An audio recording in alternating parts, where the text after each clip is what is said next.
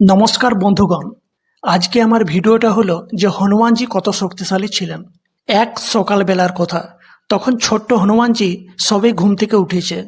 ঘুম থেকে উঠেই তার খিদে পেয়ে গেল। উপরের দিকে তাকাতে সে দেখল রক্তিম সূর্য উদিত হচ্ছে।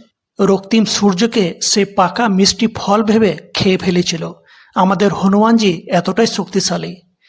হনুমান বাবা শিবের অন্যতম অবতার ছিলেন।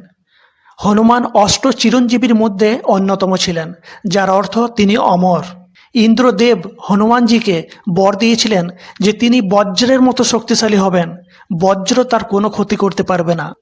অগ্নিদেব তাকে বর দিয়েছিলেন যে আগুন তাকে কোনো ক্ষতি করতে পারবে না। বরুণ দেব তাকে বর দিয়েছিলেন যে জল তার কোনো ক্ষতি করতে পারবে না।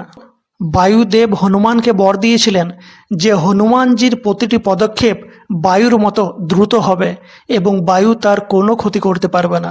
ব্রহ্মা তাকে বর দিয়েছিলেন তিনি যে কোনো জায়গায় যেতে পারবেন, হনুমানজিকে কখনোই থামানো যাবে না।